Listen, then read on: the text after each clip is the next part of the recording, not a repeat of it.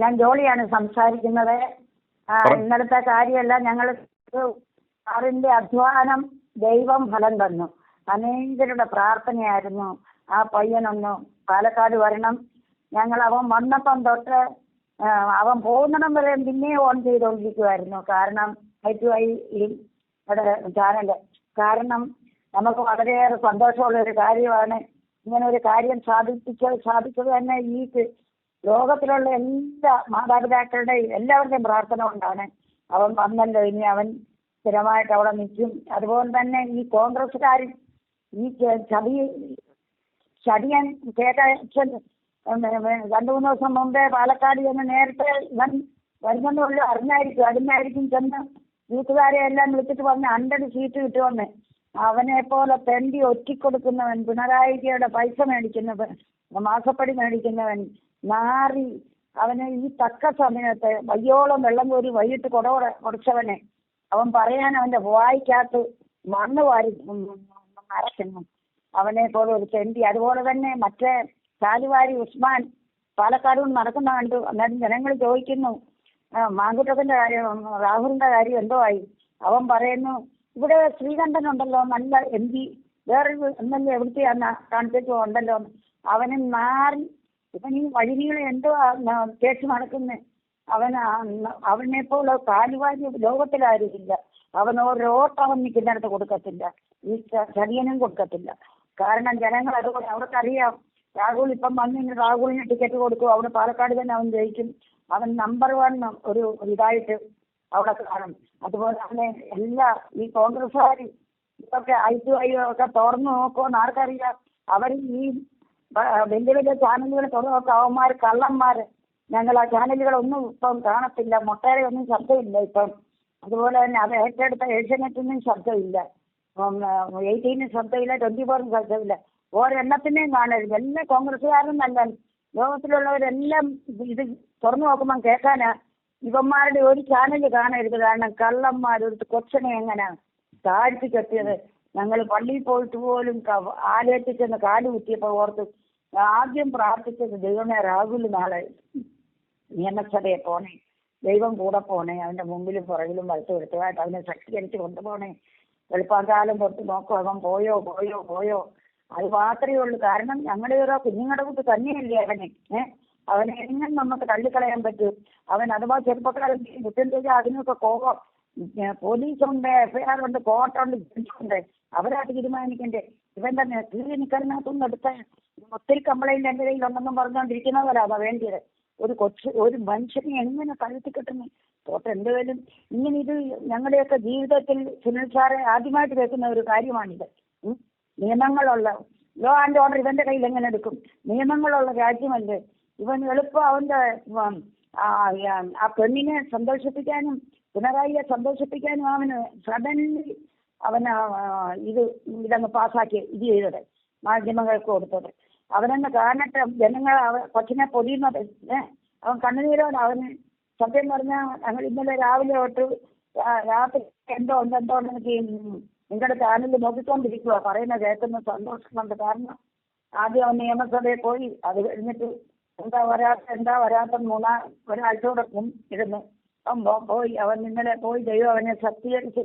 ഇത് സുനിൽ സാറേ അനേകരുടെ പ്രാർത്ഥനയാണ് ഇത് നടക്കാൻ കാര്യം വന്നത്. അല്ലെങ്കിൽ ഇങ്ങനത്തെ എത്രയോ കാര്യം നമ്മുടെ നാട്ടിൽ നടക്കുന്നു, എന്നിട്ട് ആരാ അതിന് ഇത് ചെയ്യുന്നത്? ആരും റെസ്പോൺസിബിലിറ്റി ചെയ്യുന്നില്ല. അങ്ങനെയുണ്ട് തള്ളിക്കളയാം. പിന്നെ ഒരു ചാനൽ നമുക്ക് കിട്ടിയോണ്ടും അത് സുനിൽ സാറിന്റെ അധ്വാനം വളരെയേറെ നന്ദി. ദൈവത്തിന് സ്തോത്രം. നീതി കിട്ടിയതിന് വേണ്ടി ഇത്രയും നീതി. ഇനിയും ബാക്കിയുടെ കാര്യം അവർ ടിക്കറ്റ് കൊടുക്കും. കാരണം മറ്റൊരു ഇതിനൊക്കെ ഇന്ത്യ വെച്ചായിരിക്കും പോയി അവരാരും ഈ നെഹ്റു കുടുംബക്കാർ ആരുടെയും നെഞ്ചത്ത് ചവിട്ടത്തില്ല. അവർ എല്ലാവരെയും കൂടെ ഒരുമിച്ച് പോകുന്നവരാണ്. അതുകൊണ്ട് അവർ സംശയത്തൊന്നും പറയാതെ, പക്ഷെ അവർ ഓൾറെഡി മൗലികച്ചാണ് പോയി. അതാ ഇവന് എല്ലാം ഇതായത്. അതുപോലെ തന്നെ അവന് ടിക്കറ്റ് കിട്ടുകയും ചെയ്തു. ഈ സതീശനെ, ഈ ചതിയനെ, ഈ കേക്കച്ചനെ പ്രചരണത്തിന് ഇറക്കരുതെന്ന് ഈ ചാനൽ വഴി ഞങ്ങൾ അനേകായിരം പറയാം. അത് കേൾക്കുന്നവർ കേൾക്കട്ടെ. അവന്റെ മുഖം എന്താ മനസ്സിൽ ഇത് ചെയ്യും. അല്ലെങ്കിൽ പെണ്ണുങ്ങൾ കൂടിയിട്ട് വരുന്ന സമയത്ത് പറയണം, ഈ ചതിയനെ ഈ കാലുവാരിയെ എടുക്കരുതെന്ന്. ഇവർ രണ്ടുപേരും കോൺഗ്രസിനെ നശിപ്പിച്ച് 10 വർഷം കൊണ്ടല്ലേ കണ്ടിന്യൂ ഭരണം കിട്ടിപ്പോയെന്നെ ഉമ്മൻചാണ്ടിയുടെ സമയത്ത് തന്നെ. അതിനെ ഇവൻ നശിപ്പിച്ചു. അത് കഴിഞ്ഞ് രണ്ടാമത് നശിപ്പിക്കുക. ഇവന് പ്രതിപക്ഷത്തിരുന്നാല് ഇവന്റെ വിയർപ്പ് പോലും പറ്റണ്ട. MLA-ക്ക് ഒരുപാട് ജോലിയുണ്ട്, പെൻഷന്. മന്ത്രിമാർക്ക് ഒരുപാട് ജോലിയുണ്ട്. ഓപ്പോസിഷൻ പ്രതിപക്ഷത്തിരുന്ന ഒരു ജോലിയും ഇല്ല. ആരാമായിട്ട് വന്നു അവൻ കച്ചവട ചാരിയിരിക്കുന്ന മതി. അവന്റെ തുണി പോലും ഉടയത്തില്ല. വചനങ്ങളെ വിളിച്ച് ചുമ്മാ എന്തെങ്കിലും ഒന്ന് പറഞ്ഞാൽ മതിയല്ലോ. ഓരോ മുടുക്കന്മാർ നമ്മുടെ കോൺഗ്രസിലുണ്ട്. മുടുക്കന്മാരുടെ പാർലമെന്റിൽ പോലും ഒരു ഇംഗ്ലീഷ് പറയാൻ അറിയാമാത്ത കോണ്ടും മുടുക്കന്മാരല്ലേ ഇരിക്കുന്ന കുറെ എണ്ണം. അവിടെ വലിയ സ്ഥാനത്തൊക്കെ ഇരുന്നവനൊക്കെ എന്തിയെ ആ കുര്യനും മറ്റവനും മറിച്ചവനും അവനൊന്നും സംസാരിക്കാൻ അറിയത്തില്ല. അന്ന് കണ്ടില്ലേ രാഹുലിന്റെ പ്രസംഗത്തിന് എന്തുവെന്ന് ഉൾട്ട ഇത് മലയാളം പറയുക. കാരണം അത്രയ്ക്ക് അറിയാൻ വയ്യാത്ത ഈ തെണ്ടികൾ അവിടെ ഇരുന്നുണ്ടായി കൊച്ചുങ്ങളെ മുമ്പോട്ടിടിയാത്ത ഒരു 10-20 എണ്ണത്തിന് ടിക്കറ്റ് കൊടുത്താൽ പൂവോടെ കോൺഗ്രസ് വെച്ച് വരും. അതിന് തന്നെ എല്ലാവരും പ്രാർത്ഥിക്കുന്ന കോൺഗ്രസ് വന്നേ പറ്റത്തുള്ളൂ. പക്ഷെ അവൻ പോയിട്ടാൽ 100 സീറ്റ് കിട്ടണം കേട്ടോ. നമുക്ക് 100 സീറ്റ് കിട്ടണം. എടാ നിന്റെ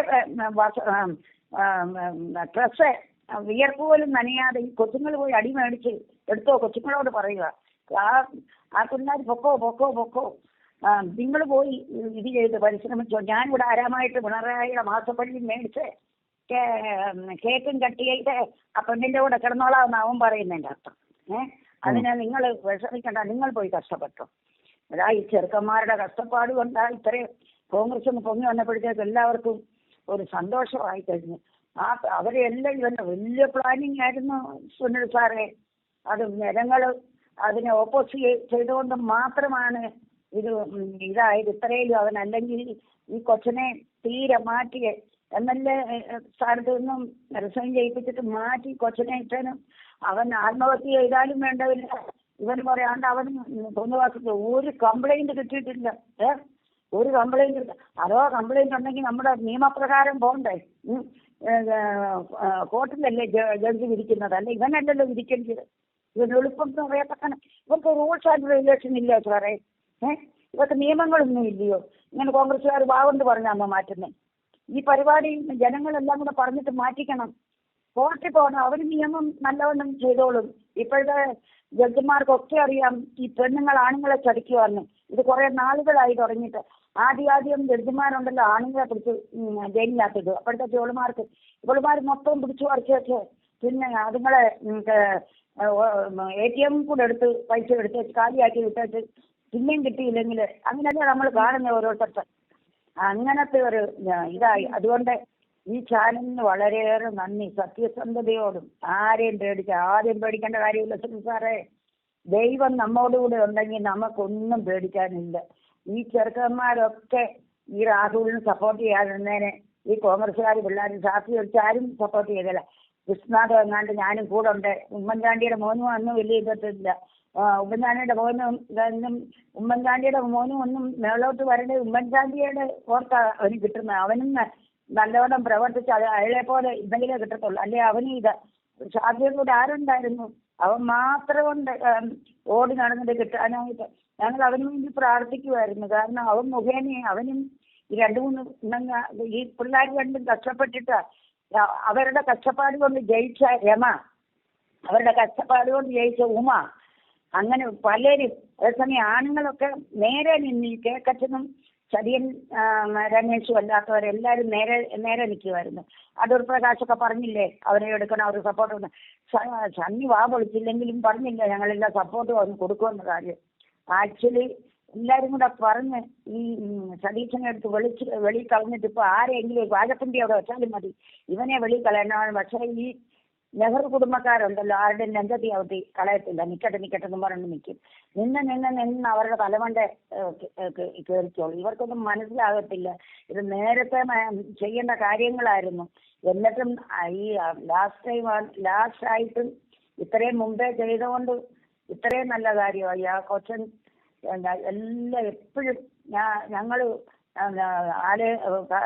14-ാം തീയതി പള്ളിയിൽ പോയിട്ട് ആദ്യം കാലി കുത്തിയപ്പം പറഞ്ഞു, എൻ്റെ ദൈവമേ രാഹുൽ നാളെ നിയമസഭയിൽ എത്തണം കേട്ടോ. അവൻ എത്ര തളർന്നു കിടന്നാലും എൻ്റെ ദൈവം ഞാൻ അവനെ എത്തിക്കണമെന്നും പറഞ്ഞുകൊണ്ട് പ്രാർത്ഥിച്ചു.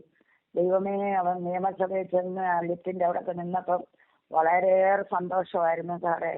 അതിൽ നിങ്ങളൊരു ചാൻസ് ഈ ചാനൽ ഒരുക്കിയതിന് നന്ദിയോടെ സ്തോത്രം. ഈ 20 വലിയ ചാനലുകാരൻ ഏഷ്യാനെറ്റിൽ ഞാൻ ഇതിൽ കൂടെ പറഞ്ഞിട്ടുണ്ട്. അവന്മാർക്ക് ഒന്നും എൻക്വയറി ചെയ്യാതെ മുട്ടയുടെ കള്ളന്മാരുടെ ഇത് വെച്ച് മുട്ട വായടക്കം തോന്നുന്നു. മുട്ട എല്ലാ ദിവസവും അല്ലെങ്കിൽ ഓരോ നേരം വെളുത്ത് ഇങ്ങനെ ചാനൽ നീക്കുന്ന വഴി ഇവന്റെ കാണും. ഇവന്റെ വെച്ചില്ലെങ്കിലും പറയാ ഇന്ന് അത് പിടിച്ചു, അന്ന് ഇത് പിടിച്ചു. അവനെ കള്ളത്തരവേ ഉള്ള മുട്ടയ്ക്ക് നാണില്ല. ഇവൻ ഐഡന്റിറ്റി പറഞ്ഞിരിക്കുന്നതൊക്കെ കള്ളത്തരങ്ങൾ ഐഡന്റിറ്റി അവന്. അതുകൊണ്ട് ഞങ്ങൾ ഈ ചാനൽ വഴി ലോകം, നമ്മുടെ കേരളമല്ല സാറേ, ഇന്ത്യ അല്ല, വേൾഡ് മൊത്തമുള്ള ആൾക്കാർക്ക് ടെൻഷനാണ്. ഞങ്ങളൊക്കെ പല പ്രാവശ്യം സംസാരിച്ചതുകൊണ്ടാ ഇപ്പം ഇങ്ങനെ ഇത്. പിന്നെയും താങ്ക്സ് പറയാതിരിക്കാൻ ഒക്കത്തില്ലല്ലോ. അവൻ പോയി. ഇന്നത്തെ ഇപ്പം അവൻ പാലക്കാട്ടെ ഞാൻ നോക്കിയില്ല. സാറിൻ്റെ ആ ഇത് വേറെ ഉള്ളതൊക്കെ ഞാൻ കാണുമായിരുന്നു. നേരത്തെയൊക്കെ കണ്ടുകൊണ്ട് ഇരിക്കുമായിരുന്നു. പിന്നെ കുറച്ച് പേരൊക്കെ ഇത് പറയുന്നുണ്ടല്ലോ. അതിന് കാരണം ഞങ്ങൾ പിന്നെയും ഫോൺ ചെയ്തതിൻ്റെ അർത്ഥം ഈ കാര്യം സാധിച്ചല്ലോ. ദൈവത്തിനും സാറിനും ഒരു താങ്ക്സ് പറയണമല്ലോ. അത് നമ്മുടെ കടമയല്ലേ. കാരണം ഞാൻ എൻ്റെ സത്യാവസ്ഥ അറിഞ്ഞാൽ, ഈ കാര്യം അറിഞ്ഞാൽ പിന്നെ ഞാൻ ഒരാഴ്ചത്തേക്ക് അത്ര മൈൻഡ് ചെയ്തില്ല. പിന്നെ നിങ്ങളുടെ ചാനൽ കുറെ തുടങ്ങിയപ്പോൾ തൊട്ട് മനസ്സിലങ്ങ് വലിയ പ്രിക്കിങ് ഉണ്ടായിട്ട് ഞാൻ പ്രാർത്ഥിക്കാണ്ടിരിക്കുമ്പോൾ ആദ്യം രാവിലെ പ്രാർത്ഥിക്കാൻ ദിവസത്തിൽ പോയിരിക്കുമ്പോൾ ഞാൻ ആദ്യം രാഹുലിൻ്റെ കാര്യമാണ് പറയുന്നത് ദൈവത്തോടെ. അന്നേരം ഞാനോർത്തിക്കും ഞാൻ പ്രാർത്ഥിക്കാൻ വന്നാല് ഞാൻ എന്തോ രാഹുലിൻ്റെ കാര്യം പറഞ്ഞുകൊണ്ടിരിക്കുക. പക്ഷെ വീട്ടിലാരും കേൾക്കത്തില്ല. എന്നിട്ട് എൻ്റെ പിള്ളേരെങ്ങാണ്ട് വീഡിയോ എടുത്ത് ഞാൻ എന്തോ പറയുന്നത് കേട്ടോണ്ട്, എന്തുവാ മമ്മി എന്തോ ഈ പറയുന്ന രാഹുൽ തെറ്റ് ചെയ്തില്ല. ഞാൻ പറഞ്ഞ് മനസ്സിലാക്കി അവനോട്, മക്കളെ അവൻ തെറ്റ് ചെയ്തില്ല, നിങ്ങൾ മിസ്അണ്ടർസ്റ്റാൻഡിങ്ങാ. അവൻ തെറ്റ് ചെയ്തില്ല. ഈ ചതിയൻ അവരെ ചതിച്ചതാ. അവൻ്റെ പെണ്ണും കൂടെ കൂടിക്കൊണ്ട്, അവൻ്റെ ഗേൾ ഫ്രണ്ടും കൂടെ കൂടിക്കൊണ്ട്. പിന്നെ പിള്ളേർക്ക് മനസ്സിലായി. പിന്നെ പിള്ളേരെന്നോട് പറഞ്ഞു ഞങ്ങളും കാണാൻ തുടങ്ങി മമ്മി.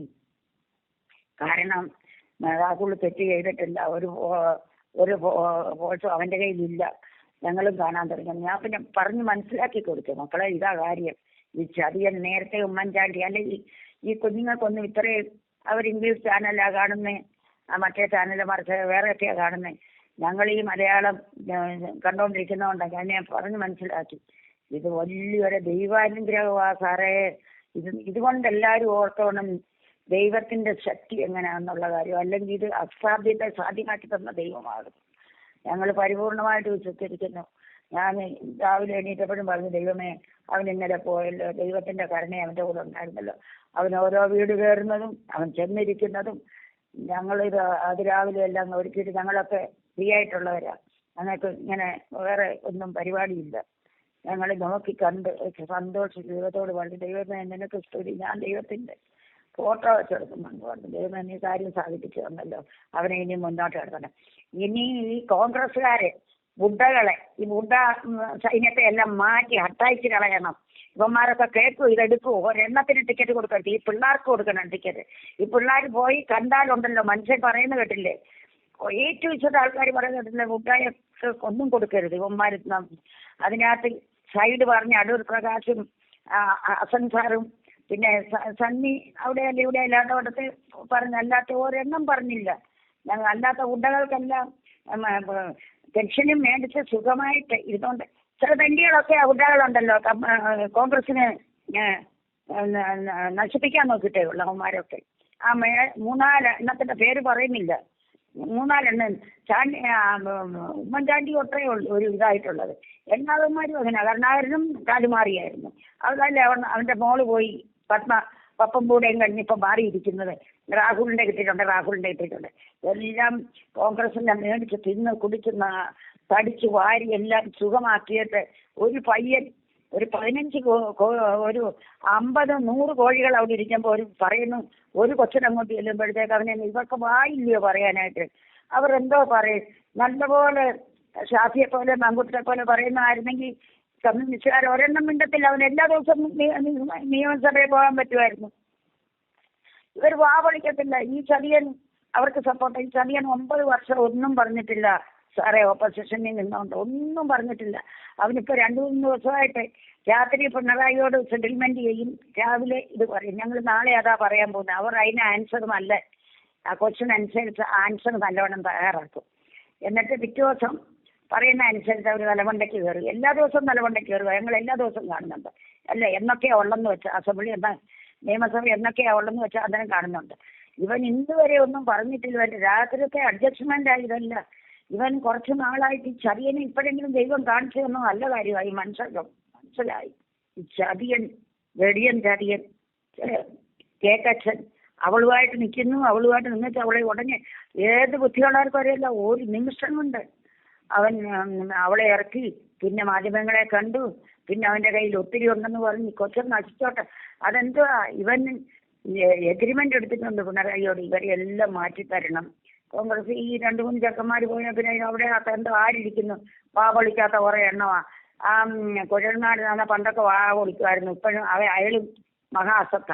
ഇവനൊക്കെ സമയം അനുസരിച്ചാണോ ഇപ്പൊ ആലോചിക്കണ്ട. അവനൊക്കെ MLA അല്ലേ, ടിക്കറ്റ് കിട്ടുമോ? അവനൊക്കെ കൊടുക്കത്തില്ലയോ?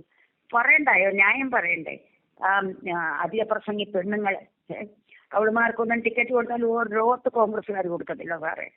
അത് നിശ്ചയ സതീശനും കാലുവായിരിക്കും. ഈ അധിക പ്രസംഗി പെണ്ണുങ്ങൾക്ക് ഓരോട്ട് കൊടുക്കത്തില്ല.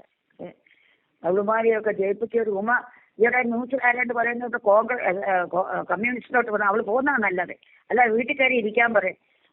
അവിടെ എന്താ കണ്ടോണ്ടായിരുന്നു അവളെ എടുത്ത് ജയിപ്പിച്ച് എറണാകുളത്ത് ഇവിടെ വെച്ചത്. ഈ കൊച്ചുങ്ങൾ കഷ്ടപ്പെട്ട് വിയർത്തൊലിച്ച് പാതിരാവരെ അവിടെ പോയി കിടന്ന് കഷ്ടപ്പെട്ടേച്ച് ആഹാരം കഴിച്ച ഒന്നും അറിയത്തില്ല. എന്നിട്ടും അവളൊക്കെ ആരും പറയുന്നില്ല സത്യത്തെ അസത്യമാക്കാനോ അസത്യത്തെ സത്യമാക്കാനോ ആരും പറയുന്നില്ല. നിങ്ങൾക്ക് പറയാമല്ലോ, ഇവിടെ ഇതുണ്ടല്ലോ, കംപ്ലൈന്റ് ചെയ്യാൻ പറയാം, FIR എടുക്കാൻ പറയാം, അവർ നോക്കട്ടെ. നമ്മളെങ്ങനെയാ ഡിസിഷൻ എടുക്കുന്നത്? മാധ്യമങ്ങളോട് പറഞ്ഞാൽ മതി, ഞങ്ങൾക്കൊന്നും അറിയാമോ, ഞങ്ങൾ മാധ്യമം വഴി കേട്ടത്. പിന്നെ നേതാക്കന്മാരിൽ നിന്നും കേട്ടു. പക്ഷെ അതിനൊക്കെ നിയമങ്ങളുണ്ടല്ലോ എന്ന് പറയണ്ടേ? നിയമമല്ലേ അതിന് അതാ ഇവരൊക്കെ ഓർത്ത് സതീശന് സപ്പോർട്ട് ചെയ്യാന്ന്. എടി പെണ്ണുങ്ങളെ, സതീശനെ മനുഷ്യർ വാരി തൂരി നെഞ്ചത്തി അവർക്ക് വെളിയിൽ ഇട്ടതുപോലെ ഇപ്പം പിന്നെ ചുമ്മാ ഒരു ശവം പോലെ നിൽക്കണം എന്നുള്ളേ ഉള്ളു. ഇതാണെന്തോ തോന്നുന്നു. അവനെ നാണം കെട്ടെന്ന് പറഞ്ഞാൽ ഭൂലോകത്തൊരു മനുഷ്യർ ഇങ്ങനെ നാണം കെട്ടില്ല. ഉമ്മൻചാണ്ടിയെ നാണം കെടുത്തിയതിന്റെ 18 ഇരട്ടി ഇവന് കിട്ടി. കാരണം സത്യസന്ധനെ നാണം കെടുത്തിയതിന് ദൈവം കൊടുത്തു. സാർ ഞാൻ വിളിച്ചതേ, ഞാൻ പിന്നെ കണ്ണൂർ ജില്ലയിൽ ഉളിക്കൽ എന്ന് പറയുന്ന സ്ഥലത്ത് ലൂക്കോസ് എന്ന് പറയുന്ന ഒരാളാണ് വിളിക്കുന്നതേ. ഞാൻ ഇതിനു മുമ്പ് വിളിച്ചിട്ടുണ്ടായിരുന്നു. കാരണം ഞാൻ ഈ രാഹുൽ മാക്കൂട്ടത്തിന്റെ ഈ സംഭവങ്ങൾ അറിഞ്ഞുകൊണ്ടൊന്ന് വിളിച്ചായിരുന്നു. സാറിന്റെ പിന്നെ ആത്മാർത്ഥമായ ആ സഹകരണവും സപ്പോർട്ടും ഞങ്ങൾ സാധാരണക്കാരെല്ലാം വളരെയധികം ബഹുമാനിക്കുന്നുണ്ട്. ഇന്നലെ രാഹുൽ ഞങ്ങൾ എന്നേ വിചാരിക്കുന്നതാണ്, ഞാനീ കണ്ണൂരായതുകൊണ്ട് ഞങ്ങൾക്ക് കണ്ണൂരിലെ ഉളിക്കൽ, കണ്ണൂർ 40 കിലോമീറ്റർ ദൂരം പോകണം. ഞങ്ങൾക്ക് അവിടെ ചെന്നും ഒന്നും ചെയ്യാൻ പറ്റുന്നില്ല. പിന്നെ ഇങ്ങനെ ഇരുന്നത് കേൾക്കുമ്പോൾ സത്യം പറഞ്ഞ പയ്യനെ പറ്റി പറഞ്ഞിട്ട് ഞങ്ങൾക്ക് ചങ്ക് പൊട്ടുമായിരുന്നു ഓരോ. ഇന്നലെ ഞങ്ങൾക്ക് സമാധാനമായി. അതിലെനിക്ക് സാറിനോട് പറയാനുള്ള എന്താ വെച്ചാൽ, ഈ സാർ എനിക്ക് 64 വയസ്സുള്ളൊരു വ്യക്തിയാണ്. രാഷ്ട്രീയമൊന്നും ഞാൻ പറയുന്നില്ല, ഞാനൊരു മനുഷ്യനാണ്. പിന്നെ എൻ്റെ ഓർമ്മയിൽ ഇങ്ങനെ ചൂല് കൊടുത്തൊരു പ്രതിഷേധം എൻ്റെ ഓർമ്മ, ഇനി എൻ്റെ അറിവ് ഇല്ലായ്മ കൊണ്ട് എനിക്ക് തോന്നുന്നതാണെന്ന് വെച്ചാൽ, ഞാൻ പിന്നെ ഡൽഹിയിലും മറ്റും ആം ആദ്മി പാർട്ടിയുടെ ചിഹ്നം ചൂലാന്ന് ഞാൻ കേട്ടിട്ടുണ്ട്. പക്ഷേ ഒരു പ്രതിഷേധത്തിന് ചൂല് എടുത്തിറങ്ങുന്ന ഈ തെമ്മാടിക്കൂട്ടത്തിൻ്റെ ബോധം എന്തുമാത്രം ഉണ്ടെന്ന് നമ്മളെപ്പോലെ തന്നെ ചിന്തിച്ചു പോവുക. പ്രതീക്ഷിച്ചതോടെ ഒരു കല്ലെടുത്തെറിഞ്ഞോട്ട് എന്നാലും വേണ്ടില്ല. ഇതൊക്കെ നമ്മുടെ ഈ കേരളം എന്ന് പറയുന്നത് ഈ സാക്ഷരത നേടിയെന്ന് പറയുന്നത് കേരളത്തിൽ ഇങ്ങനത്തെ ഈ കാപാലികർ ഇപ്പോഴും ജീവിച്ചിരിപ്പുണ്ടെന്നാണ് ഞാൻ ആലോചിക്കുന്നത്. ഇവരൊക്കെ എന്ത് മനുഷ്യന്മാരെന്നത്. ദൈവത്തെ ഓർത്ത് സാറിന് 1000 നന്ദി നമ്മൾ രേഖപ്പെടുത്തുകയാണ്. സാർ ഇങ്ങനത്തെ ഈ അനീതിക്കെതിരെ തോന്നുവാസത്തിനൊന്നും സപ്പോർട്ട് ചെയ്യരുത്. ഈ രാഹുൽ ഇനി അതോ രാഹുലിൻ്റെ അടുത്ത് ഇച്ചിരി തെറ്റുണ്ടെങ്കിൽ തന്നെ അവൻ്റെ പ്രായം അനുസരിച്ചും ഇതൊക്കെ നമുക്ക് ഒഴിവാക്കി കൊടുക്കേണ്ട കേസിട്ട്. മനുഷ്യരല്ലേ എല്ലാവരും, ആർക്കത് അവരെ തെറ്റ് പറ്റാത്തത്. അതുകൊണ്ട് സാറും രാഹുൽ ഈശ്വരനും നിങ്ങളെ 2 പേരെയും ഞങ്ങളെ പോലത്തെ സാധാരണക്കാർ പിന്നെ അഭിനന്ദിച്ചിരിക്കുകയാണ്. കാരണം നിങ്ങൾ അതിൻ്റെ പുറകെ നിങ്ങൾക്ക് ആർക്കും കൈക്കൂല ഒന്നും കിട്ടിയിട്ടില്ലല്ലോ. നിങ്ങൾക്ക് ദൈവം വെളിപ്പെടുത്തുന്ന വെളിവിൻ്റെ അടിസ്ഥാനത്തിലാണ് നിങ്ങൾ അയാളെ സപ്പോർട്ട് ചെയ്തുകൊണ്ടിരുന്നത്. അതിന് നിങ്ങൾക്ക് എന്നും 1000 നന്ദി ഞാൻ രേഖപ്പെടുത്തുന്നു. രാഹുലിന് നന്നായി വരട്ടെ. ഇനിയെങ്കിലും രാഹുൽ നല്ല രീതിയിൽ അവിടെ പ്രവർത്തിച്ച് നല്ലൊരു നേതാവായിട്ട് വളരട്ടെ. മറ്റുള്ള എല്ലാ യുവ നേതാക്കന്മാർക്കും ഞങ്ങളുടെ എല്ലാവിധ അഭിനന്ദനങ്ങളും അറിയിച്ചുകൊള്ളുന്നു സാറേ. ഈ അതുപോലെ ഒരു കാര്യം കൂടെ, ഈ കേക്കച്ചനെ മുന്നിൽ നിർത്തി ഇനി ഈ കോൺഗ്രസ് ഈ തെരഞ്ഞെടുപ്പിനെ അഭിമുഖീകരിച്ചാൽ എന്തായിരിക്കും ഫലം? സാറ് അത് ഞങ്ങൾ ഖേദിക്കുന്നുണ്ട്. ഞാൻ സാറിനോട് പറഞ്ഞെങ്കിൽ ഒരു രാഷ്ട്രീയ ചായവുള്ള വ്യക്തിയാണ് ഞാൻ. എങ്കിൽ പോലും നമ്മൾ മനസ്സിൽ എല്ലാവരെയും അങ്ങ് അടിച്ച് താറുമാറാക്കിയാൽ തന്നെ സതീശൻ ഈ നിലപാടെടുത്തോളം ഞങ്ങൾക്ക് അമർഷമുണ്ട്. പക്ഷേ നമുക്ക് ഈ കാപാലിക ഭരണത്തിൽ നിന്നൊരു മോചനം കിട്ടാൻ ഞങ്ങളൊക്കെ ദിവസവും പ്രാർത്ഥിച്ചുകൊണ്ടിരിക്കുക. നമുക്കൊന്നൊരു വരുമാനം. നിങ്ങൾ പ്രവർത്തകർ അങ്ങനെ പ്രാർത്ഥിക്കുമ്പോൾ ഇതിന്റെ തലപ്പത്തിരിക്കുന്നവൻ ഇവൻ പണം മേടിച്ചുകൊണ്ട് ഈ പാർട്ടിയുടെ ഉച്ചയിലിരുന്ന് ഇവൻ ഇതിനെ നശിപ്പിച്ച് പിണറായിയുടെ കൂട്ടിക്കൊണ്ട് കിട്ടുന്ന പണി ചെയ്യുമ്പോഴത്തേക്കും നിങ്ങളുടെ പ്രാർത്ഥന കൊണ്ട് എന്തെങ്കിലും ഫലമുണ്ടാകുമോ എന്നാണ് ഞാൻ ചോദിക്കുന്നത്. സാറ് നമ്മളത് പറയുന്നറിയോ, നമുക്ക് ഇപ്പൊ ഞങ്ങളിവരെ ഇങ്ങനത്തെ പുറത്താക്കണമെന്നാണ് നമ്മുടെ അഭിപ്രായം. പക്ഷെങ്കിൽ അങ്ങനെ പുറത്താക്കി മറ്റവർക്ക് ഇപ്പൊ തന്നെ സാറ് കണ്ടില്ലേ? അല്ല നിസാരം, ഞാൻ പറഞ്ഞ നമ്മുടെ വീടിന്റെ, അതായത് നമ്മളൊരു വണ്ടിയിൽ വിശ്വസിച്ചിരിക്കുക, നമ്മളൊരു നല്ല വണ്ടിയാണ് നമ്മളെ ലക്ഷ്യസ്ഥാനത്ത് എത്തിക്കുന്നു പറഞ്ഞ് നമ്മൾ വണ്ടിയെ കയറിയിരിക്കുക. ഈ ഓടിക്കുന്ന ഡ്രൈവർ ഇവൻ നമ്മളെ കൊല്ലാൻ കൊണ്ടുപോവാണ് എന്ന് നമ്മൾ ആദ്യമേ അറിയുന്നില്ല. നമ്മൾ യാത്ര പോകുമ്പോഴെന്ന് പറഞ്ഞാൽ, എന്നാൽ അവസാന ഘട്ടം എടുക്കാനാകുമ്പോൾ നമുക്ക് മനസ്സിലാവുകയാണ് ഇവൻ നമ്മളെ കൊക്കയിലിട്ട് കൊല്ലാൻ കൊണ്ടുപോവാണെന്ന് മനസ്സിലാകുമ്പോഴും നമ്മൾ മിണ്ടാതിരിക്കുന്നതിനകത്ത് പ്രസക്തി ഉണ്ടോന്ന് ഞാൻ ചോദിക്കുന്നത്. അതായത് ഇനി ഒരു 10 അടി മുന്നോട്ട് പോയാൽ കൊക്കയിലോട്ട് പോകും, എല്ലാവരും പോകും വണ്ടിയിലിരിക്കുന്നത്. അന്നേരം അങ്ങനെ ഒരു നമ്മളെ കൊല്ലാൻ കൊണ്ടുപോകാന്ന് മനസ്സിലായിട്ട് അന്നേരവും നമ്മൾ നമ്മുടെ ഈ വണ്ടിക്ക് എന്തെങ്കിലും കുഴപ്പം പറ്റുമോ? ഏത് കൊക്കയെ വീണ് തവിടോടിയാൻ പോവുക, അന്നേരവും വണ്ടിയിൽ ഇരുന്ന് ആലോചിക്കുവാണ് ഇന്ന് അയ്യോ നമ്മുടെ ഈ വണ്ടിക്ക് എന്തെങ്കിലും പറ്റും, നമ്മൾ എന്തെങ്കിലും പ്രതികരിച്ചാൽ എന്നും പറഞ്ഞിരിക്കുന്ന പോലല്ലേ ഈ പണി, ഈ നിശബ്ദത. അല്ല അത് ശരിയാണ്. പുരയ്ക്ക് മേലെ ചായുന്ന പൊന്ന് കായ്ക്കുന്ന മരമാണെങ്കിൽ അത് മുറിച്ച് മാറ്റണമെന്നാണ് തത്വം. പക്ഷേ എന്ത് ചെയ്യാൻ പറ്റും? ഞാൻ അതാ പറഞ്ഞത്, ഈ ചെറിയ ഒരു നമ്മുടെ കാലിലെ കുഴിനകമാണേലും ഓക്കെ, നമുക്കത് വെട്ടിക്കളയാം. അല്ലെങ്കിൽ ചെറിയ വിരലാണെന്നുണ്ടെങ്കിൽ നമുക്ക് ആംബ്യൂട്ട് ചെയ്യാം. ഇത് അതിന്റെ തലയ്ക്ക് തന്നെയാണ്, അതിന്റെ തലച്ചോറ് എന്ന രീതിയിൽ ഇരിക്കുന്ന ഒരു ഭാഗത്തിനാണ് ഈ ഇത് വരുന്നെങ്കിൽ എന്ത് ചെയ്യും? അതെ, അത് ഇവർക്കൊക്കെ ചിന്തിക്കാവുന്നേ. നമ്മുടെ ഉമ്മൻചാണ്ടി സാറിന് തന്നെ ഇതേപോലെ ദ്രോഹം ചെയ്ത് അവസാനം അയാൾ മരിച്ചതിന് ശേഷം അയാളുടെ സത്യസന്ധത പുറത്തു വന്നു. എന്നിട്ട് ഈ അപരാധം പറഞ്ഞ ആരുടെയെങ്കിലും പേരിൽ ആരെങ്കിലും എന്തെങ്കിലും നടപടി എടുത്തോ? അല്ല, അവൻ മന്ത്രിയായപ്പോ പോലും അവിടെ പോയി ഈ ലഡു തിന്നിട്ട് വന്ന ഈ മോന്മാരാണ് ഇന്നത് പറയുന്നത് നമ്മൾ മനസ്സിലാക്കണം. അത് സാറേ എന്താ ചെയ്യുക? ഈ യുവനേതാവിനെ അവിടെ ഇട്ട് കുനിച്ചിർത്തി ഇടിക്കുന്ന കാഴ്ച വന്നപ്പം ഇല നക്കിക്കൊണ്ടിരുന്നവനാണ് ഇത് 100 സീറ്റ് കിട്ടും ഉറപ്പെന്ന് പറയുന്നത്. അതെ, സത്യം ശരിയത്. ഈ ശത്രുക്കൾ പോലും എല്ലാം വിട്ടുപിടിച്ചു കഴിഞ്ഞാൽ പോലും ഇതിനകത്ത് ഒന്നുമില്ല, ഉള്ളി പൊളിച്ചവളായി പോയി എന്ന് മനസ്സിലാക്കിയിട്ട് പോലും ഇവൻ ഇപ്പോഴും നിലപാടെന്ന് പറഞ്ഞ് വീണ്ടും ഈ പ്രശ്നത്തെ വലിച്ചു നീട്ടിക്കൊണ്ടുപോൾ നിങ്ങൾ തന്നെ ആലോചിക്കുക. ഇവൻ സഖാവ് കേക്കച്ചനല്ലേ? അതെന്തുകൊണ്ട് തിരിച്ചറിയുന്നില്ല എന്നാണ് നമ്മൾ ചോദിക്കുന്നത്. നമുക്ക് ഏറ്റവും കൂടുതൽ ഒരു ആത്മരോക്ഷം ഉണ്ടാകുന്നത് നമ്മുടെ പ്രതികരണം മൂർച്ച കൂടുന്നതിന് കാരണം എന്തുകൊണ്ട്? തുടക്കത്തിലാണെങ്കിലും ഓക്കെ, നമുക്കൊരു ആശങ്ക ഉണ്ടാകാം. ഇത് 39 ദിവസമാണ് നിന്ന്. ഈ 39ാമത്തെ ദിവസവും ഇവൻ കാണിക്കുന്നത് പന്നനാണ്. ഇവൻ ഞങ്ങൾ പറഞ്ഞത് സത്യമാണ്. ഇവൻ പണം മേടിച്ചുകൊണ്ട് ഈ പ്രശ്നം വലിച്ചു നീട്ടി UDF-ലെ സകല ഘടകകക്ഷികളെ അടക്കം LDF-ലേക്ക് കൊണ്ടും അറിയാനുള്ള പണിയാണെന്ന്, ഇത് കൊക്കയിലോട്ട് ഇത് 10 അടി ദൂരമേ ഇനിയുള്ളൂ എന്ന് മനസ്സിലാക്കിയിട്ടും മിണ്ടാതിരിക്കുന്നതിനകത്തെ ആ ബോധമില്ലായ്മയാണ് നമ്മൾ ചോദ്യം ചെയ്യുന്നത്. അതെ, ഇപ്പോഴത്തെ സാധാരണക്കാരന്റെ മനസ്സിൽ എന്താണെന്നറിയോ, ഈ ഭരണം എങ്ങനെയെങ്കിലും ഒന്ന് അവസാനിച്ച് കിട്ടാൻ വേണ്ടി കാത്തിരിക്കാമെന്ന് വിചാരം. പക്ഷെ ഇവർക്കൊന്നും ഇതൊന്നും വിഷയമല്ലെന്ന്. കാരണം അവർക്കൊക്കെ ജീവിക്കാനുള്ള സർക്കാരിൽ നിന്ന് തന്നെ ശമ്പളവും കിട്ടുന്നുണ്ട്. പ്രതിപക്ഷ സ്ഥാനത്തിരുന്ന് മുഖ്യമന്ത്രിക്ക് ഈക്വലന്റ് ആയിട്ടുള്ള അതിനേക്കാളും വലിയ വസതിയും ആഡംബരങ്ങളും സകല സാധനങ്ങളും മോഷണത്തിന്റെയും കളവിന്റെയും സകലതിന്റെയും പങ്കും പറ്റി ഇരിക്കുന്ന ഈ കള്ളപ്പന്നിക്ക് എന്തിന് ഭരണത്തിൽ വന്നാൽ മറ്റവന്മാര് കസേര കൊണ്ടുപോകും. അതെ, അവർക്ക് വിഷയമില്ല. അവർക്ക് ഇടത്തനും വലത്തനും BJPക്ക് നേതാക്കന്മാർക്ക് വിഷയമേ ഇല്ല. സാധാരണക്കാരനല്ലേ ഇവിടെ പട്ടിണി നടക്കുന്നത്. അതിനിയെങ്കിലും ഞങ്ങൾ പറഞ്ഞതിന്റെ അതിന്റെ സമ്മാൻ സബ്സ്റ്റൻസ്, അതിന്റെ ആകെ തുക എന്ന് പറയുന്നത് ഇത് മനസ്സിലാക്കണം. ഇത് മുണ്ണകളായ ജനങ്ങൾ മനസ്സിലാക്കണമെന്ന് പ്രതികരിക്കണം. സാറേ അത് മനസ്സിലാക്കുന്നുണ്ടല്ലേ? ഞാൻ ചോദിക്കട്ടെ, ഞാൻ കണ്ണൂർ ജില്ലയിൽ ഉളിക്കൽ നെല്ലിക്കാമ്പ എന്ന് പറയുന്ന സ്ഥലത്ത് താമസിക്കുന്ന ഒരു വ്യക്തി, ഒരു ഉൾഗ്രാമത്തിൽ താമസിക്കുന്ന ഒരു വ്യക്തിയാണ്. ഞാൻ ഇത് പറയണമെങ്കിൽ നമ്മുടെ എല്ലാം ഞാൻ സത്യം പറഞ്ഞു, ഈ രാഹുല് പാലക്കാട് വന്ന് രാഹുലിന്റെ സംരക്ഷണം ഈ പാർട്ടി ഒരുക്കില്ലെങ്കിൽ ഞങ്ങൾ ജീവിതകാലത്ത് ഒരു വോട്ട് ഒരു പാർട്ടിക്കും ചെയ്യാനെന്നല്ല തീരുമാനിച്ചിരിക്കുക. വോട്ടിന് വേണ്ടി വന്ന ഏത് നേതാവായാലും അവനെ ഒഴിവാക്കും നമ്മൾ. അങ്ങനെയെല്ലാം തീരുമാനിച്ചിരിക്കുന്നവർ ഞങ്ങൾ.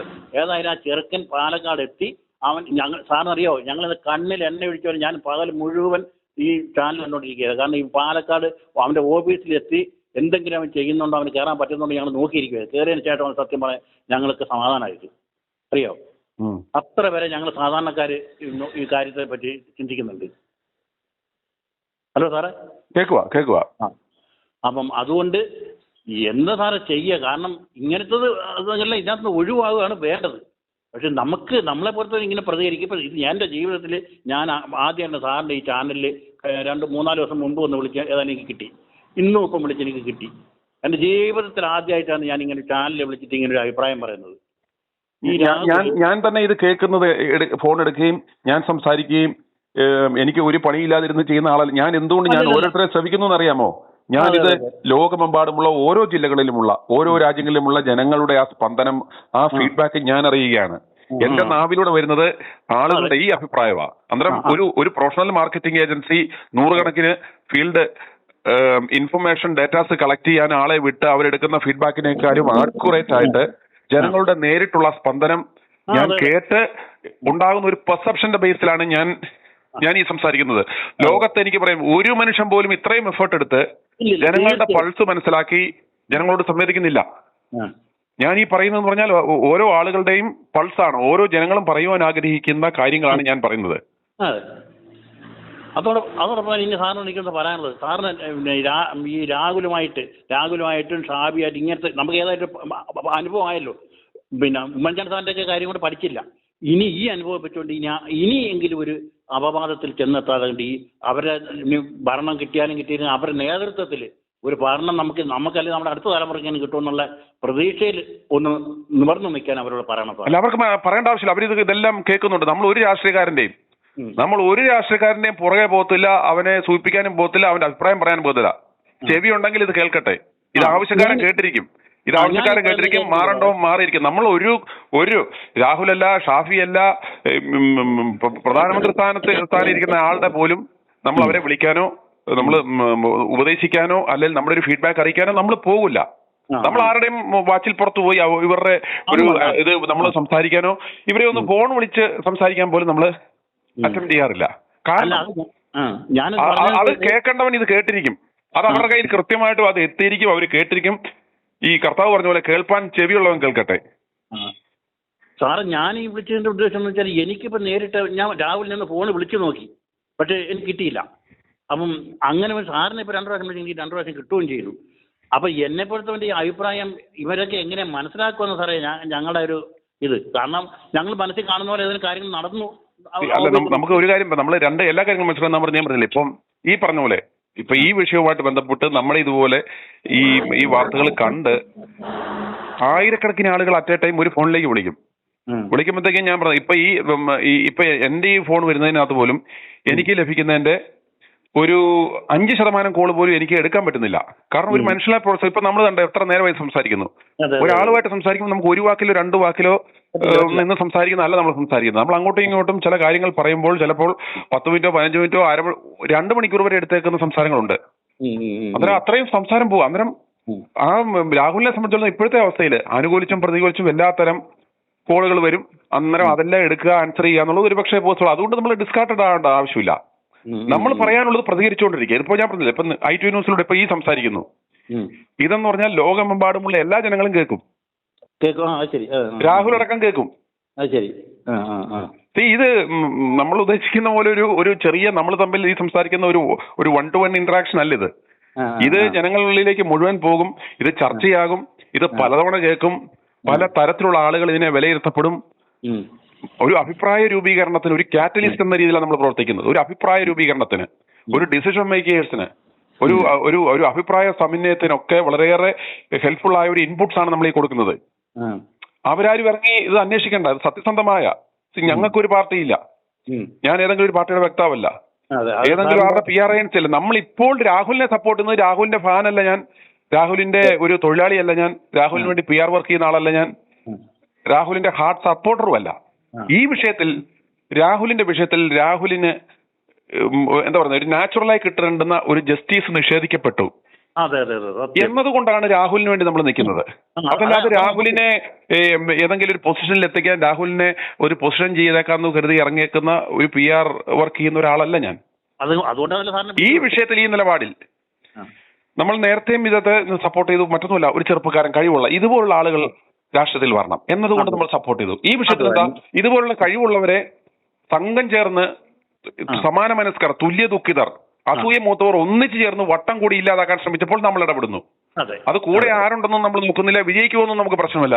പക്ഷെ നമ്മൾ അതിനെ പറ്റാവുന്ന രീതിയിൽ എതിർക്കുന്നു. നാളെ രാഹുൽ എന്തെങ്കിലും ഗുരുതരമായ ഒരു തെറ്റ് ചെയ്തിട്ടുണ്ടെന്നുണ്ടെങ്കിൽ ആദ്യം വിമർശിക്കുന്നതും എതിർക്കുന്നതും നമ്മളായിരിക്കും. നമ്മൾ തന്നെയായിരിക്കും തീർച്ചയായിട്ടും. പക്ഷെ സോഫാർ ഞങ്ങൾ ഈ പറഞ്ഞ ഒരു ഉത്തമ വിശ്വാസത്തിൽ അല്ലെങ്കിൽ ഒരു ഗട്ട് ഫീലിംഗിന്റെ പുറത്ത് നമ്മൾ ആരംഭിച്ച ഈ ക്യാമ്പയിൻ ഇന്ന് 29ാം ദിനത്തിലേക്ക് എത്തി നിൽക്കുമ്പോൾ, മിഷൻ 60യുടെ 29ാം ദിനത്തിൽ എത്തി നിൽക്കുമ്പോൾ ഇപ്പോഴും ഞങ്ങൾ പറഞ്ഞതാണ് വിജയിച്ചത്. ആരോപണക്കാർ പരാതി കൊടുത്തില്ല, FIR ഇല്ല, ഒരു തെളിവില്ല. എന്തിന്റെ പേരിൽ? അന്നേരം ഈ കേക്കച്ചനോട് ചോദിക്കുന്ന ചോദ്യം പറഞ്ഞാൽ എന്ത് ബോധ്യത്തിൽ, എന്തിന്റെ അടിസ്ഥാനത്തിൽ നിങ്ങൾ നടപടി എടുത്തു? അദ്ദേഹം മറുപടി പറയാൻ ബാധ്യസ്ഥനാണ്. ഇത് നേഴ്സറി പഠിക്കുന്ന കുട്ടികൾ ചോദിക്കുന്ന ചോദ്യമായത്. എന്തായാലും രാഹുൽ പാലക്കാട് എത്തി നല്ലൊരു മുന്നേറ്റമായിട്ട് കാണുന്നു. അതില് എന്താ പറയാന്ന് വെച്ച് കഴിഞ്ഞാൽ സുനില് I2I ചാനൽ വഴി എടുത്തിരിക്കുന്നത് വളരെ വലിയൊരു എഫർട്ടായിരുന്നു. താങ്കള് ഊണുമില്ല ഉറക്കമില്ല എന്ന് എന്നോട് പറഞ്ഞിട്ടല്ല, താങ്കളുടെ ഈ രീതിയിലുള്ള സംപ്രേഷണവും മറ്റും കാണുമ്പോൾ നമ്മൾക്ക് മനസ്സിലാവുന്ന അതാണ്. അത്രയും എഫർട്ട് എടുത്ത് ഒരു സത്യസന്ധമായ കാര്യമാണ് എന്ന് ഉൾത്തട്ടി മനസ്സിലാക്കിക്കൊണ്ട് അതിനുവേണ്ടി പ്രവർത്തിച്ച സുനിലിന് പ്രത്യേകമായി എണ്ണം പറഞ്ഞുകൊണ്ട് നന്ദി പറയാൻ പറ്റില്ല. എന്നിരുന്നാൽ പോലും ഒരു മിഷൻ സ്റ്റാർട്ട് ചെയ്യുകയും ആ മിഷൻ ഉദ്ദേശിച്ചതിന് മുമ്പ് തന്നെ രാഹുൽ ഉദ്ദേശിച്ച സ്ഥലത്ത് എത്തുകയും അത് വലിയ ഒരു മുന്നേറ്റമായി മാറുകയും ചെയ്തിട്ടുണ്ട്. താങ്കൾക്ക് ഒത്തിരി അഭിനന്ദനങ്ങൾ. ഈ വാക്കുകൾ കൊണ്ട് പറഞ്ഞാൽ തീരുന്നതല്ല. എന്നിരുന്നാൽ പോലും താങ്കൾ ചെയ്ത ഈ നല്ല കാര്യങ്ങൾക്ക് താങ്കൾക്ക് അതിനുള്ള പ്രതിഫലം സർവശക്തനായ ദൈവം നൽകുമെന്ന് തീർച്ചയായും ഞാൻ വിശ്വസിക്കുന്നു. അതുപോലെ തന്നെ സത്യസന്ധമായി ഇടപെടുന്ന എല്ലാ കാര്യങ്ങളിലും ചെറിയ രീതിയിൽ എളിവനെന്ന രീതിയിൽ സപ്പോർട്ട് ചെയ്യാൻ താല്പര്യപ്പെടുന്നു. ഞാൻ സുനിലിൻ്റെ ക്ലിപ്പിംഗ് കാണുവാണ്. ഞാൻ 9:15 ഇരുന്നു TV-ൻ്റെ മുമ്പിൽ കാണുവാണ്. അതിൽ ആ ക്ലിപ്പിങ്ങിൽ ഞാൻ കണ്ട ക്ലിപ്പിങ്ങിൽ അതിന് മുന്നേ ഉണ്ടായിനോ ശേഷം ഉണ്ടോ എന്നുള്ള ഞാൻ കണ്ടതിൻ്റെ ഹെഡിങ് മാപ്രകളുടെ അരച്ചിലും സംഘികളുടെ മോങ്ങലും. അതിൽ എൻ്റെ അഭിപ്രായം പറയാം, സംഘികളുടെ മോങ്ങലല്ല, CJPയുടെ മോങ്ങലിനും കൂടി ആവണമായിരുന്നു അതിൽ. കാരണം സംഘികൾ മാത്രമല്ല, DYFIക്കാരും ചൂലെടുത്ത് ഇന്നലെ വന്നിരിക്കുന്നത്. അപ്പോൾ ശരിക്കും പറയുകയാണെങ്കിൽ അതും കൂടെ അതിൽ ഉൾക്കൊള്ളിക്കണമായിരുന്നു എൻ്റെ അഭിപ്രായം. ഞാൻ പറഞ്ഞത് എന്തായാലും പിന്നെ ഞാൻ വേറൊരു ഹെഡ്ലൈൻ കണ്ടു, വായിച്ചിട്ടില്ല. സോണിയാഗാന്ധിയുടെ പൂർണ്ണമായ പിന്തുണയോട് കൂടിയാണെന്ന്. അതന്ന് ഞാൻ പറഞ്ഞില്ല, 3-4 ദിവസം മുമ്പേ ഞങ്ങൾക്കൊരു മെസ്സേജ് അയച്ചിരിക്കുന്നത്.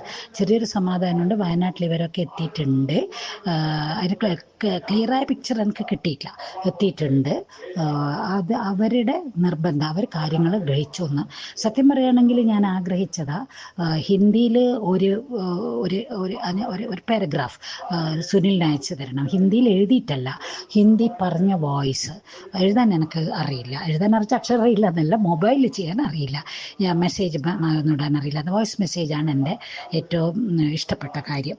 ഞാൻ കുറച്ച് പോയിൻറ്റ്സ് മനസ്സ് കണ്ടിട്ടുണ്ട്. അത് ഇംഗ്ലീഷിലോ ഹിന്ദിയിലോ ഞാൻ ഹിന്ദിയും ചെയ്യും ഞാൻ, ഇംഗ്ലീഷും ചെയ്യും ഞാൻ. പക്ഷേ അത് ആയിട്ടില്ല, സമയമായിട്ടില്ല. അതുകൊണ്ടാണ് ഞാനത് തരാത്തത്. നന്നായിട്ടുണ്ട്, ഞാനത് പറയാൻ വേണ്ടി വിളിച്ചതാണ്. ഞാനത് കേട്ടുകൊണ്ടിരിക്കുകയാണ്, ബാക്കിയും കേൾക്കട്ടെ. ഏതായാലും സുനിലും ശരിക്കും പ്രവർത്തിച്ച് മാങ്കൂട്ട ഏതായാലും പാലക്കാട്ടെത്തിയല്ലോ.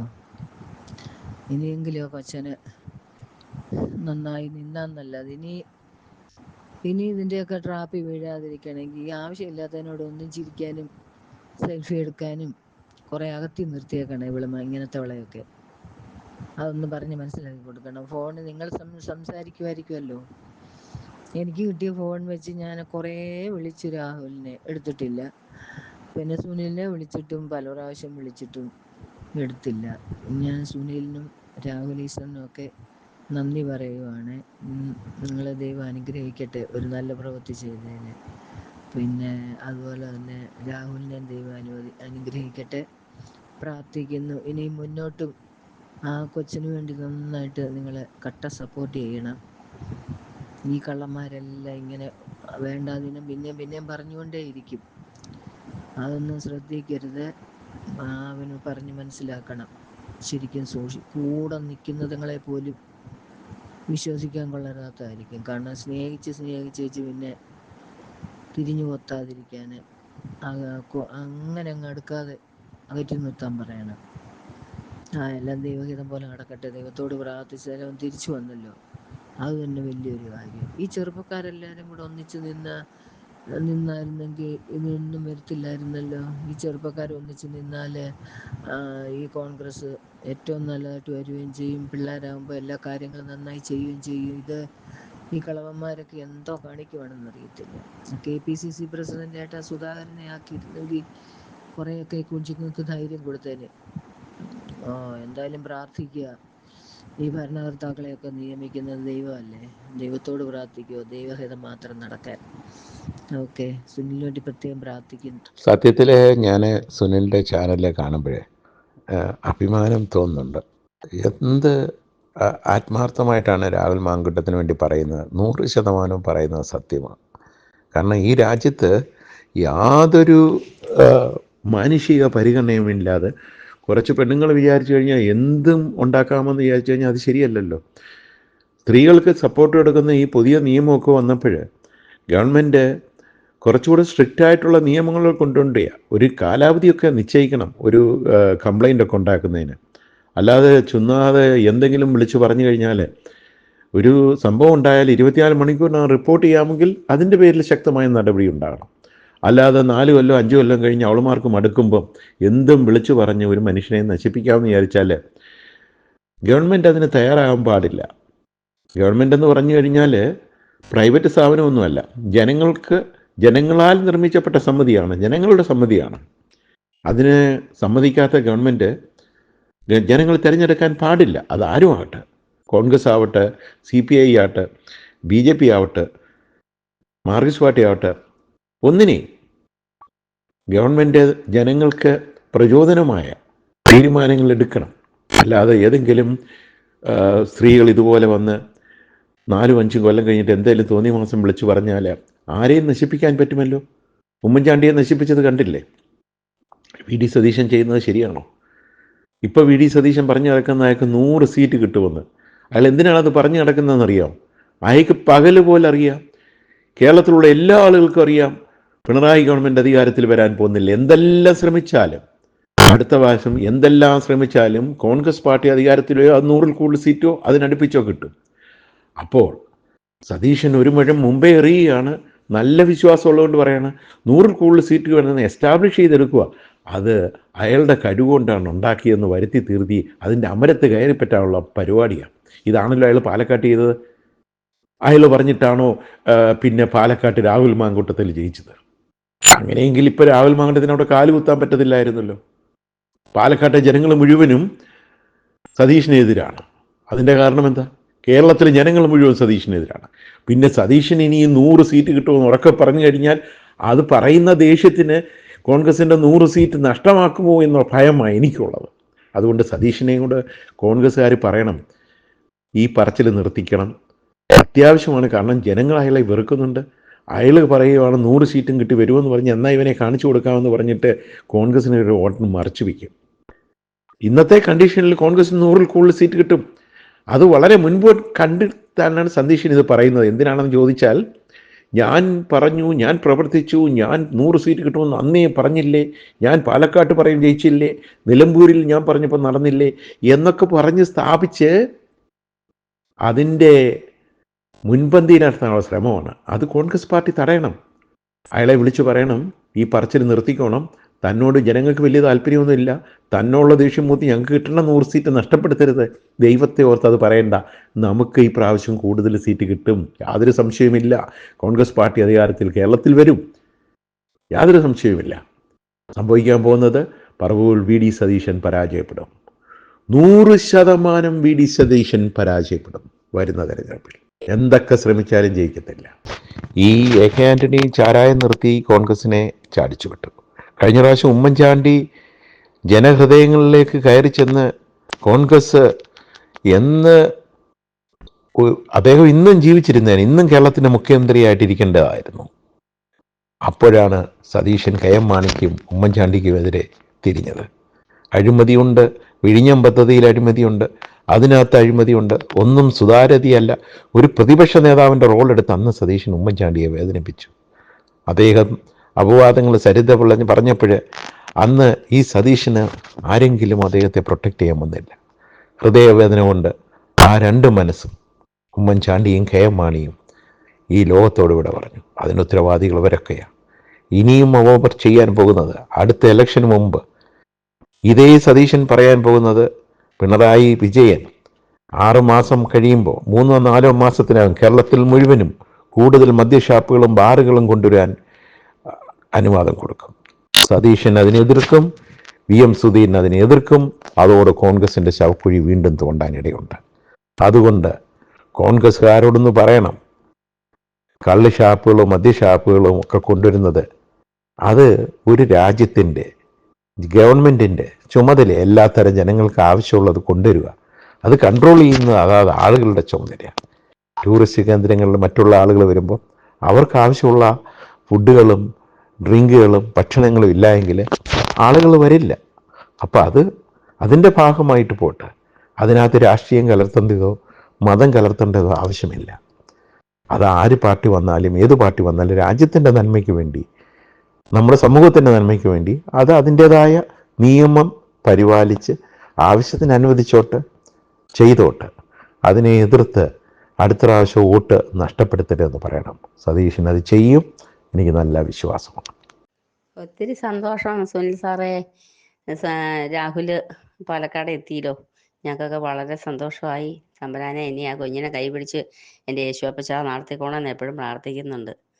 ഞങ്ങൾക്കൊക്കെ ഒന്ന് രക്ഷപ്പെടണമെങ്കിൽ ഇനി പുതിയ കോൺഗ്രസ് കയറിയെങ്കിലേ രക്ഷയുള്ളൂ. ഈ പിണറായി എങ്ങനെയെങ്കിലും ഒന്ന് താഴെ ഇറക്കാൻ എൻ്റെ കർത്താവ് അനുവദിക്കട്ടെ. രാഹുലിൻ്റെ ആ മുഖത്തെ സന്തോഷം, ദൈവമേ, കുഞ്ഞിനെ ദൈവം സഹായിച്ചതിനെ ഓർത്ത് നന്ദി പറഞ്ഞു. സാർ ഒത്തിരി കഷ്ടപ്പെടുന്നുണ്ട് ആ കൊച്ചിന് വേണ്ടിയിട്ട്.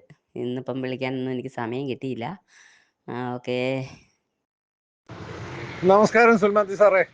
ഞാൻ ഇപ്പം ഒരു മെസ്സേജ് താങ്കളുടെ കണ്ടു. അതായത് ഈ DYFIക്കാരും BJPക്കാരും കാണിക്കുന്ന കോമാളിത്തരങ്ങൾ, അതിന് ഒറ്റ നിമിഷം കൊണ്ടല്ല, അതിന് വളരെ പെട്ടെന്ന് തന്നെ ഫുൾ സ്റ്റോപ്പ് ഇടാൻ പറ്റും.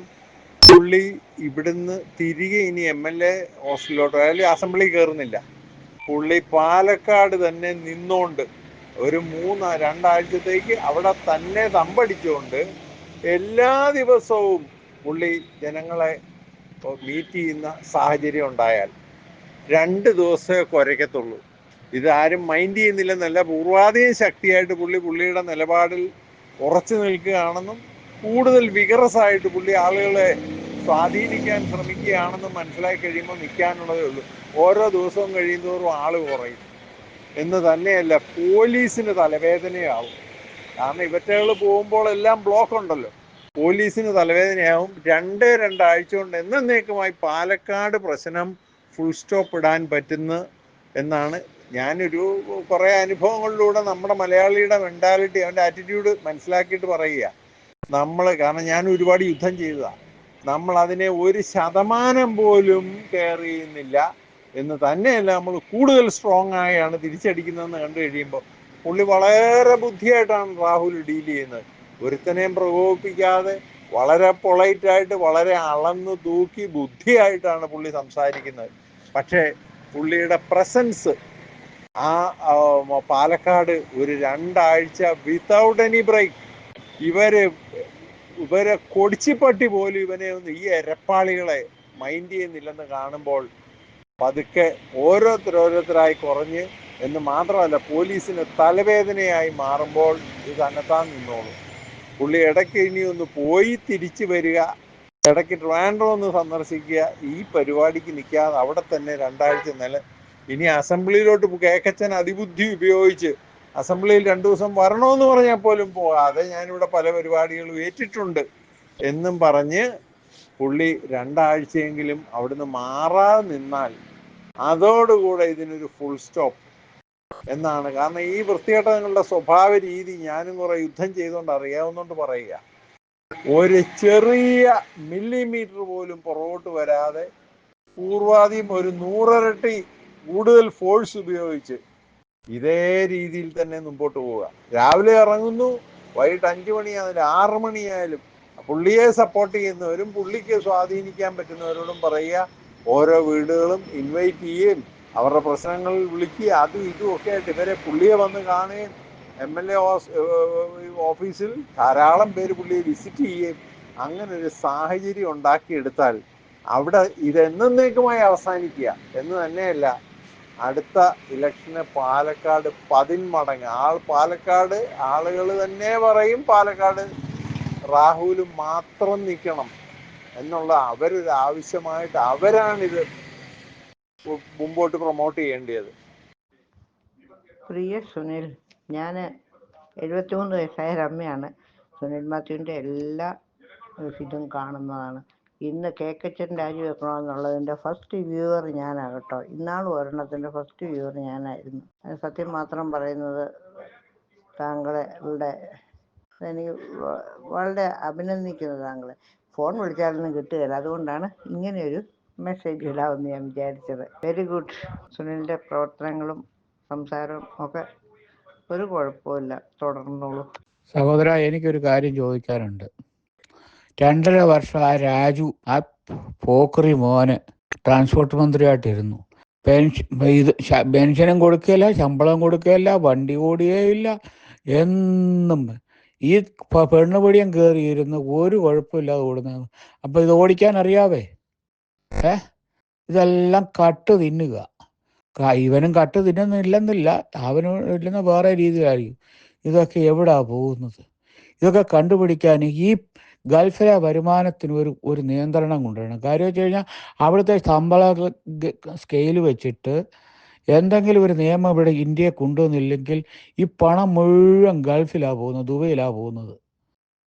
ഈ ബ്ലാക്ക് മണി മുഴുവൻ ഗൾഫിൽ പോയിട്ട് അവിടുന്ന് NRA ആക്കി ഇവന്മാർ കൊണ്ടുവന്ന് ഇവിടെ കൊണ്ടുവന്നാക്കുക.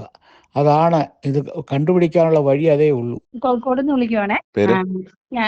പേര് ആനി. പറയാനുള്ളത്, വളരെ സന്തോഷം. സുനിൽ സാറിന്റെ ഹാർഡ് വർക്ക് ഏതായാലും അതിന്റെ ലക്ഷ്യത്തിലെത്തി. അഭിനന്ദനങ്ങള്. പിന്നെ ഞാൻ ഈ ഇതിൽ കൂടെ എനിക്കൊന്ന് ഈ VD സതീശൻ, നമ്മുടെ പ്രതിപക്ഷ നേതാവിനോട് പറയാനുള്ളത്, അങ്ങേര് ബൈബിള് വായിക്കുന്ന ആളാണെന്നൊക്കെ മനസ്സിലാക്കുന്നു. ആ ബൈബിളിലെ വചനം പുള്ളിക്ക് മനസ്സിലായിട്ടുണ്ടെങ്കിൽ അന്തഃഛിദ്രം ആ കുടുംബത്തെ നശിപ്പിക്കുകയുള്ളൂ. ഒന്നിച്ചു നിന്നാൽ മലയും പോരും എന്ന് നമ്മൾ ചെറിയ ക്ലാസ്സിൽ പഠിച്ചിട്ടുണ്ട്.